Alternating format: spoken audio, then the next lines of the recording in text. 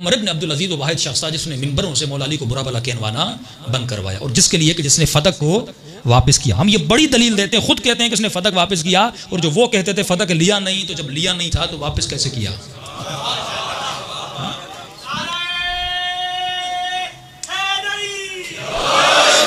और ये जब से मनहूस जलाली का किस्सा चला है तो बाज़ लोग कहते हैं मौलाना इसने तौहीन कर दी। मैंने कहा ये जो ज़बान से इसने जुमले कहे हैं इसमें भी अल्लाह की बड़ी हिकमत है कि मासूम की दुआ है ना कि जालिम को जालिम से लड़ा दे।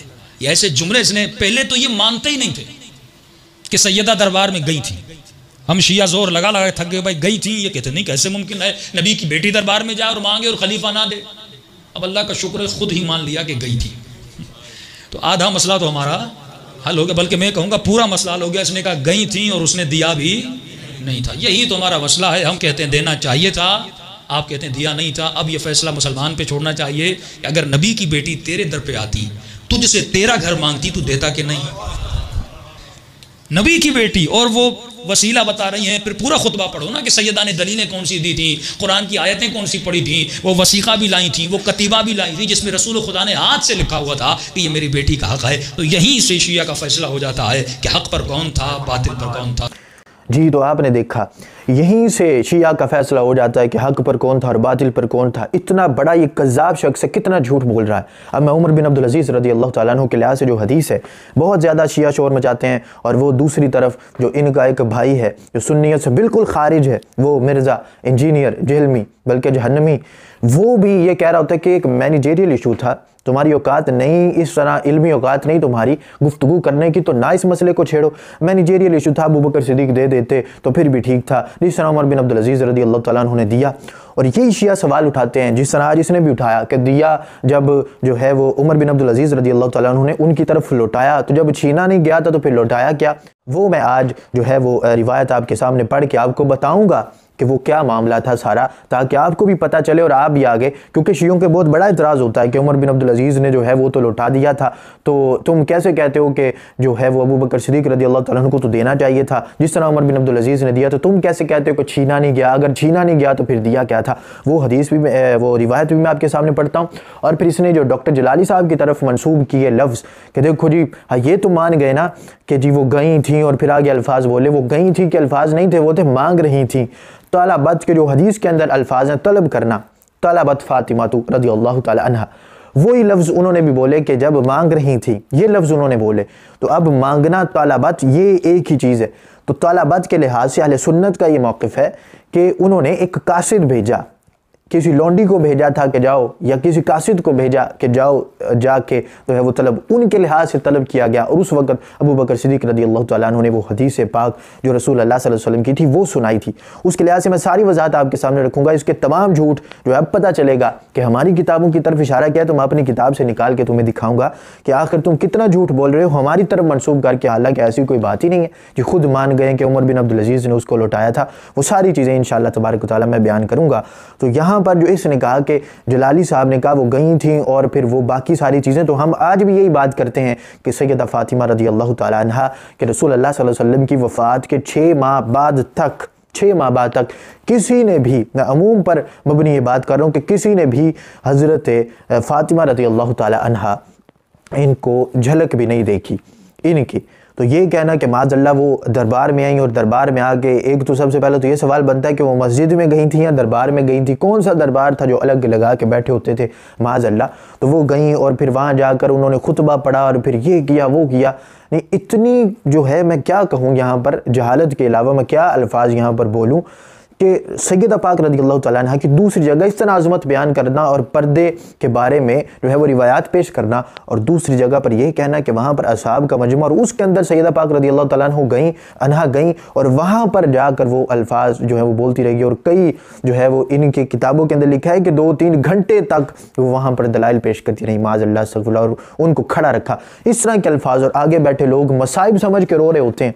ये नहीं देख रहे होते वो किस तरह सैयदा पाक रज़ी अल्लाह तआला अन्हा पर इतनी बड़ी तोहमत लगा रहा है, इसको पकड़ के मिंबर से नीचे गिराएं, वो ऐसा नहीं देखते, बल्कि वो चूंकि असहाब पर तान हो रहा होता है तो इनके अंदर का बुग़्ज़, जो इनके अंदर सहाबा के बुग़्ज़ से माज़अल्लाह इनके अंदर ठंडक पहुँच रही होती है, वो ये कर रहे होते हैं। तो इस वजह से अब बाकी जो इसने हज़रत उमर बिन अब्दुल अज़ीज़ रज़ी अल्लाह तआला अन्हु पर तोहमत लगाई, देखो उमर बिन अब्दुल अज़ीज़ ने दिया था और क्या वो सारा मामला, वो भी मैं आपके सामने पढ़ता हूँ रिवायत, उससे भी सारी चीज़ वाज़ेह हो जाएगी।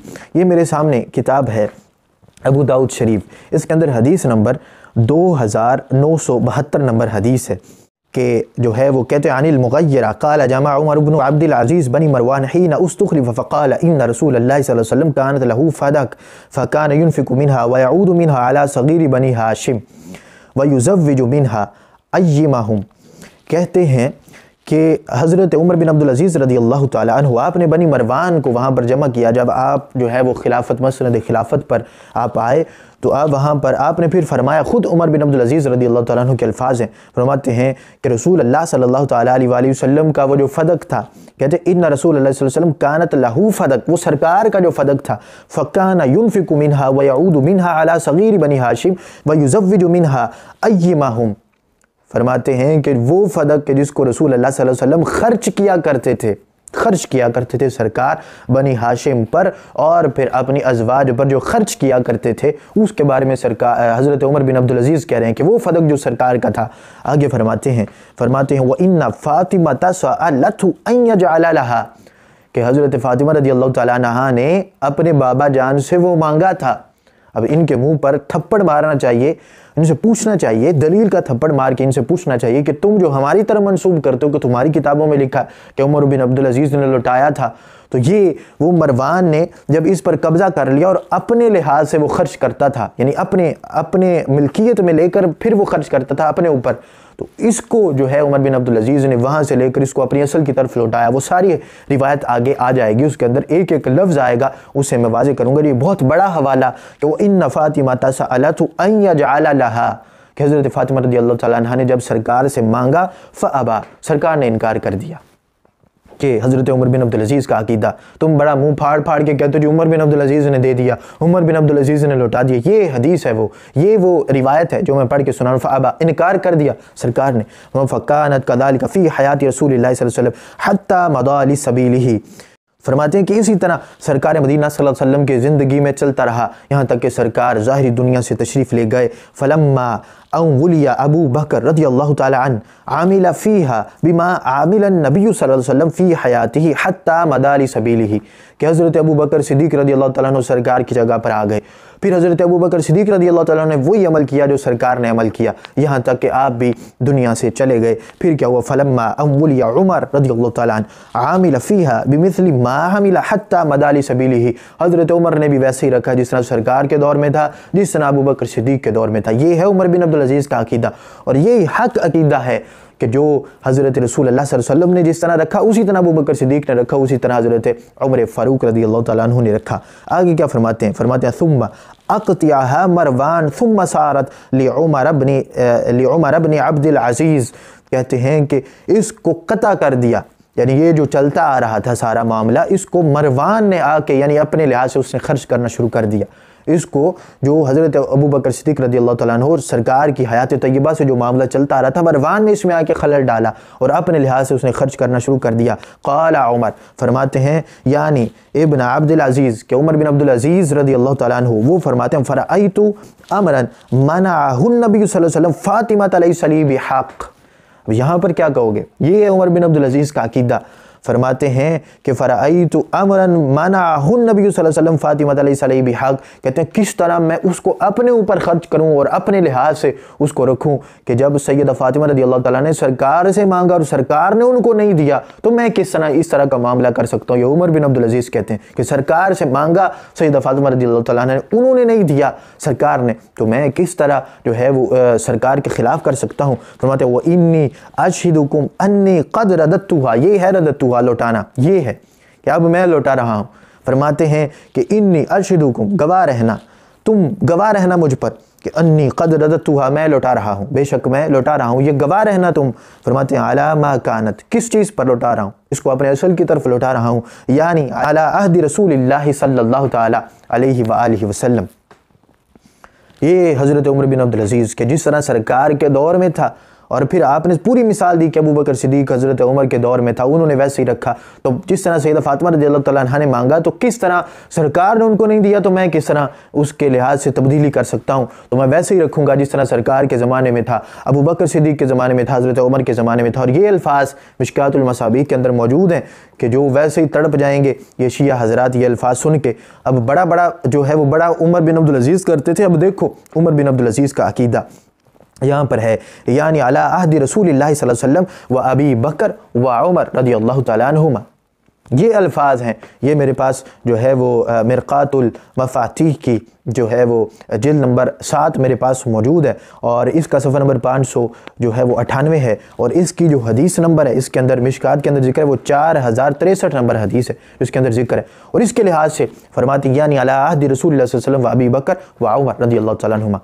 और अब मैं इससे पूछता हूँ कि कितना झूठ बोलोगे। पहले भी तुमने झूठ बोला कि माज़अल्लाह कलम दवात लाया गया और हज़रत उमर ने माज़अल्लाह फाड़ दिया, इस सरकार ने मंगवाया और उमर रज़ियल्लाहु तआला अन्हु ने फाड़ दिया, कुछ भी ना हुआ।